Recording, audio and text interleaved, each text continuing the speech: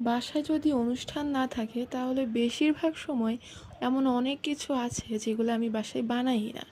তার মধ্যে আজকের জিনিসটা কিন্তু এক নম্বরে রাখা যায়। আজকে আমি এখানে ছোলার ডাল ভালো করে ধুয়ে ভিজিয়ে রেখেছিলাম।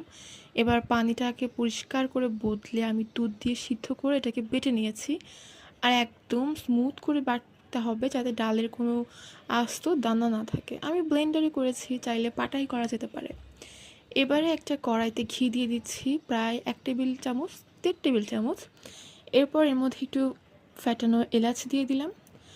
এবার দিয়ে দিচ্ছি 2 টুকরো পরিমাণ দারুচিনি। এবারে যে ডালটাকে আমি বেটে রেখেছিলাম সেই ডালটা দিয়ে দিচ্ছি। আর এবারে কিন্তু চুলার আঁচটা রয়েছে একদম মিডিয়ামে। এবার এর মধ্যে দিয়ে দিচ্ছি 1/2 কাপ পরিমাণ চিনি। মিষ্টিটা একদম পারফেক্ট আছে, আপনারা যদি কেউ খুব বেশি মিষ্টি খান তাহলে এখানে একটু বাড়িয়ে দিবেন।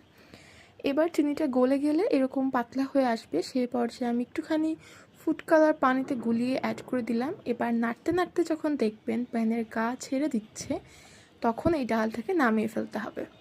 এখানে আমি একটা প্যানে একটু তেল দিয়ে রেখেছিলাম, এবার এর মধ্যে আমি এটাকে ঢেলে নিচ্ছি। এবার সুন্দর করে একটু শেপ দিয়ে নিচ্ছি।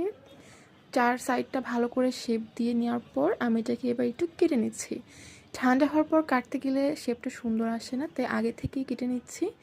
আর এই তো এবার অপেক্ষা করছি ঠান্ডা হওয়ার পর্যন্ত। ঠান্ডা হয়ে গেলে এবার আমি পিসগুলো তুলে নিচ্ছি। দেখুন আমি কিন্তু ফ্রিজে রেখে সেট করিনি, তাও কতটা পারফেক্ট হয়েছে। এই তো রেডি হয়ে গেল আমার বুটের ডালের বরফি। অবশ্যই জানাবেন কেমন হয়েছে আপনারা যদি বাসায় তৈরি করে থাকেন। আর এটা খেতে কিন্তু অসম্ভব মজা হয়েছে। আমি একটু বাদাম দিয়ে সাজিয়ে নিয়েছি। এবার শবে বরাতে কিন্তু এই আইটেমটা আপনারাও চাইলে করতে পারেন। আমার বাসায় শবে বরাত হইলে তো এটা মাস্ট।